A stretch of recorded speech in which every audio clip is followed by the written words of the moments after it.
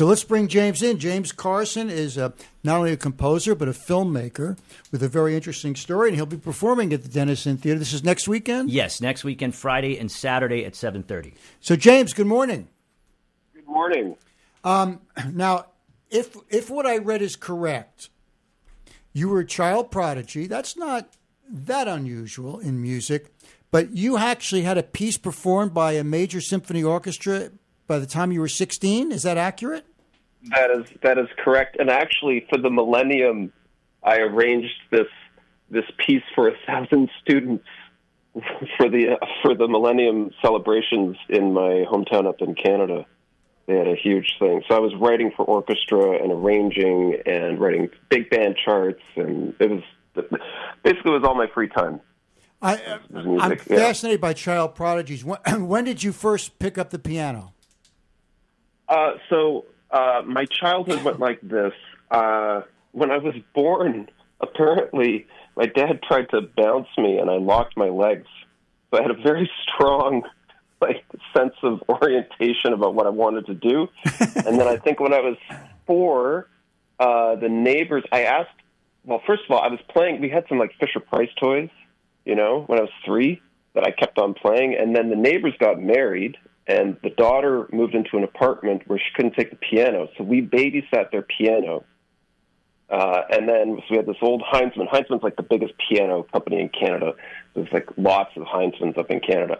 And so there was this big Heinzman upright piano that moved into the house. And then I asked for lessons when I was 4. I had perfect pitch. I was writing complete songs when I was 4 and a half with deceptive cadences and complex harmonies. I didn't know the names of any of those things, but I was writing them. And the rule that my mom had was that I had to play 15 minutes a day. I had to practice. Because you asked that question specifically about prodigies, basically there's the kind of musician who can just sit down and play Chopin and or Scriabin or something, and you just go, how is this happening, right? Just technically, and that wasn't me. What I was a musical thinker. I was a feeler. I was somebody that could come up with, who would write for orchestra in my teens. So there was a lot of discussion with other teachers in the city that my mother spoke with, sort of to figure out what the right path was for me. And it was not a lot of pressure, but just keep it around.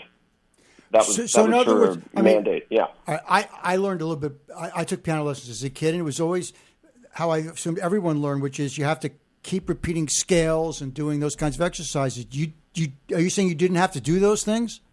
Well, I mean, some of that I did. Yes, but it took off where, yes, I did, and I did have traditional, lessons and everything, but I also just had a lot of time writing my own music. There was a radio in my head. So I guess that's the thing. There's musicians and then there's composers, and they're kind of two different breeds, if you get what I mean. So I know what you mean. Yes, I did do that. And then there was a period later in my life when I really sat down and I said, you know what, I really need to practice, and I really, I did my time.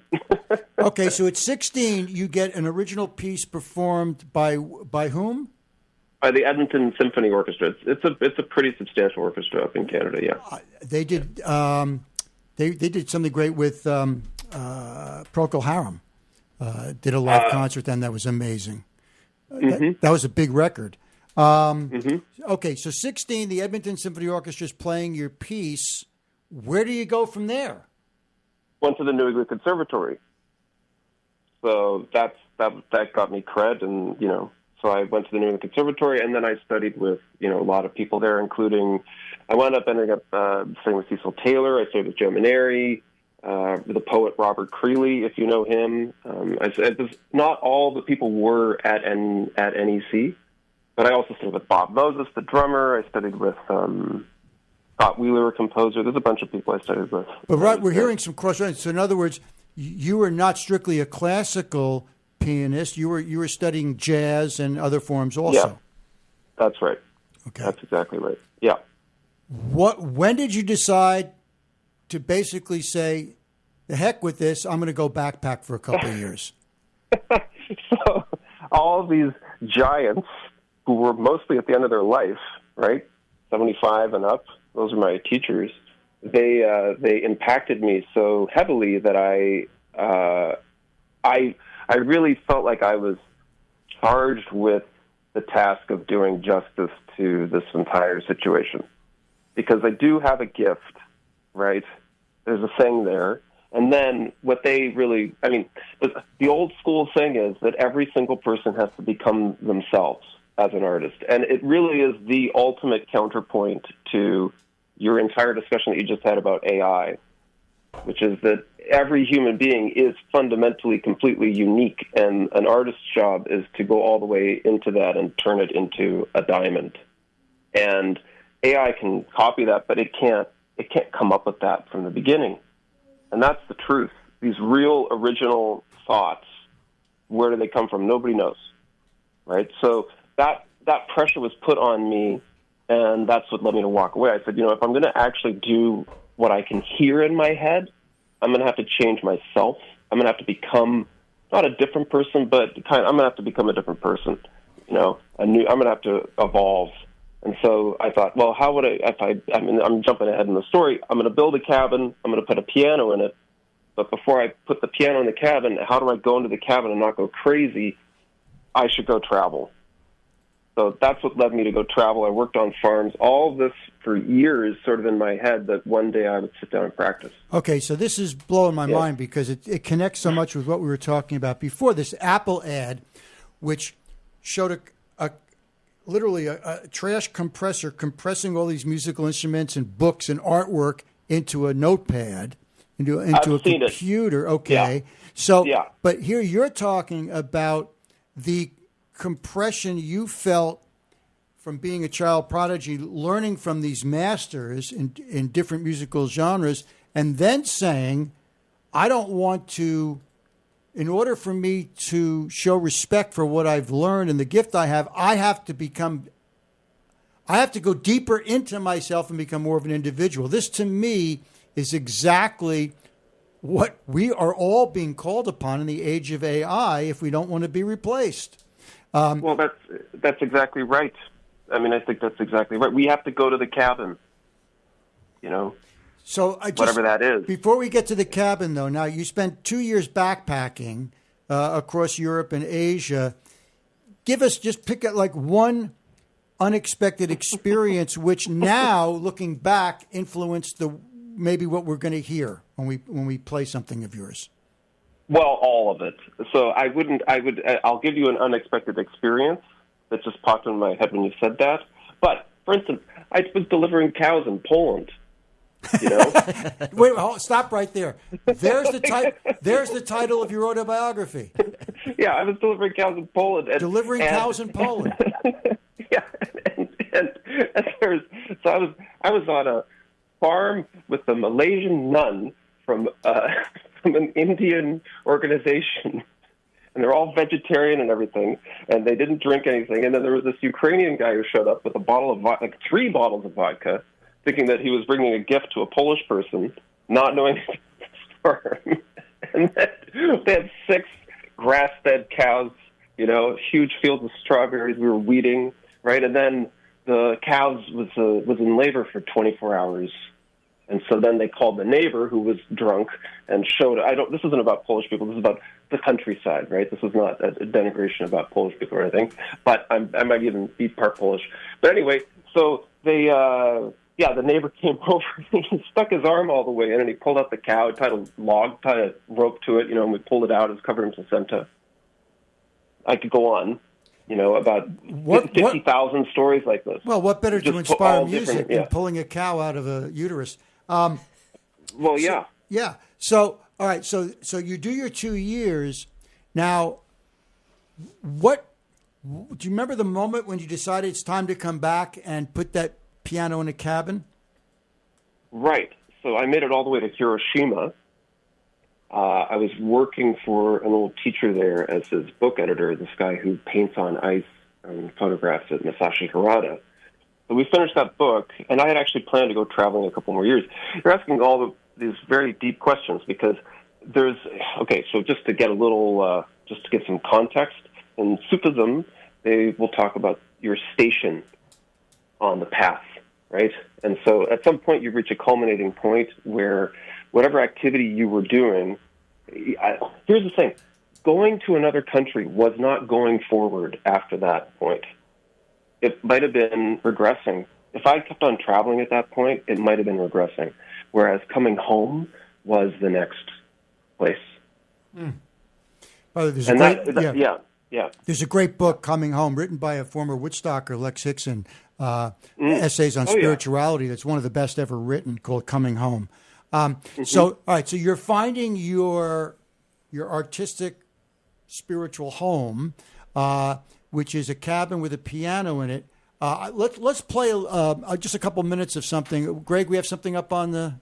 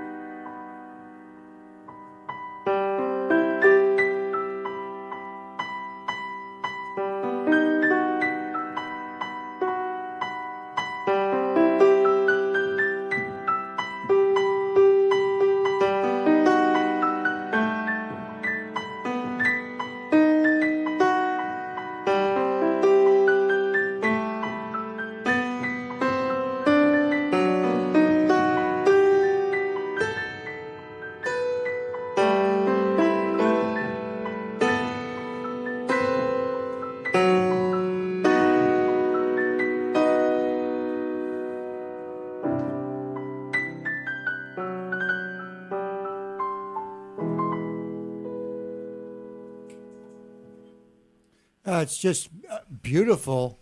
I kept thinking of Chopin ingesting mushrooms. I don't know why. Is there now? Well, thank you. Is that totally improvised, or is that something you memorized? Right.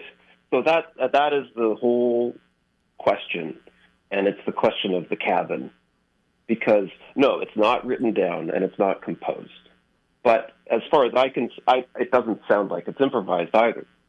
And the whole thing was to compose by living. I changed myself so that when I sit down, it just comes out like that. So when you sat down at that piano, you did not sit down with a conscious intention to play any particular notes? Exactly. Amazing. Exactly. And that's the work of the cabin, right? So total annihilation and just play. And obviously our listeners couldn't see, but watching our computer screen of your performance, your arms, your elbows come up and your arms are almost like doing a wave motion. Is that something you're conscious of, or is that just something that happens? Well, okay. So, you look at any of these sort of idiosyncratic performers, Keith Jarrett, Glenn Gould, Horowitz. Horowitz would roll up his pinky fingers right? Glenn Gould would sit, I don't know, a foot below the piano. he sawed off the legs of his chair so that he, and then Oscar Peterson, he would play on Baldwin's with the super light touches. I mean, everybody sort of has their own idiosyncratic things. I can tell you about myself. I sat in this cabin with clay walls that I spent, 3 years building and 2 years practicing in, and looking at the trees.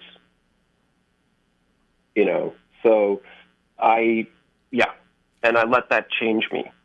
Well, if anyone wants to, this would be a perfect essay in the distinction between an advanced computer and a human being. Because now you're talking about things that computers can't do now and most likely will never be able to do. You don't want to really say that because they keep surprising us. But if they can do it, you're talking about maybe we're not going to be needed. I don't think they're going to get there. But do you collaborate at all with AI, or is it literally you and nature?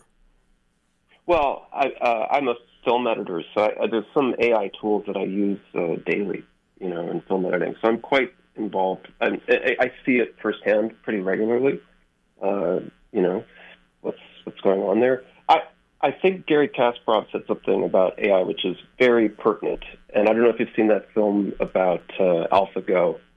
With the grandmaster who plays the perfect lightning move that changes the whole thing. I wrote about this in an essay. It's all right.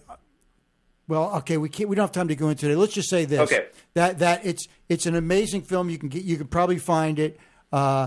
Basically, when Kasparov lost to Big Blue, and I think it was 1994, everyone said, "Okay, it's a technical achievement, but chess is a game as complex as it is. It's a limited amount of pieces on a limited board, and so that a computer can memorize better than humans. It's not that big a deal. They said it will never, ever beat the best Go player in the world because Go is a game not only more complex than chess, but requires intuition." Right. Well, Gary said also, though, that it's a closed system. And artificial intelligence is very powerful with a closed system. But look, okay, so the task is sit on your piano bench with a piano in front of you and look at the trees and come up with something. Okay, great. Well, that is still a closed system. That's a lie, because it's not just the trees that are in front of you. Now go light the wood stove. Now go sit. Now go walk in the valley. Now call your mother. That's an open system. Oh, now you got to go to the bathroom. Oh, now you got to do this. Now you got to look at the clouds. That's what an open system is. An open system has no limitations. There is no board. It's so interesting because what little I know about computer technology is the huge difference between open source and controlled source. Controlled source is what Apple and Google and Meta and Microsoft want. They want to control the web so that we do what they want us to do. Open source says, no, we're going to let everybody play. And isn't it interesting that ChatGPT, for now, is open source? Anybody can go and play with it. So this whole idea of open is again, gets to what does it mean to be human? And it's a question we're going to have to ask more and more deeply as we move forward. And you're just a great example of how it can work when we go deeper into the human qualities. It's a fascinating journey. JJ, tell us about how people can hear James next week. So denizentheatre.org. You can get tickets. So that's Friday and Saturday night at 7:30 p.m. He was going to screen his film and perform live, and there'll be a conversation as well afterwards. And the film is about what? It's cabin music. It's about James, I'll let you speak to that. It's about everything we just talked about. Yeah. Good. Okay. So fascinating stuff. I hope you'll join us again because this to me is the most important discussion we can have, is what is it that distinguishes us as human beings? We thought we knew the answers. Obviously, we have a ways to go. James, thanks for helping us out today. Enjoy. You're down the city. You're located down in the city. You're going to love our area, and we look forward to having you come up here and play and perform. And people can go to the DenizenTheatre.org website. Correct. And James Carson's our guest. Thank you, James, for joining us this morning. Thank you so much. Our pleasure. Keep up the good work.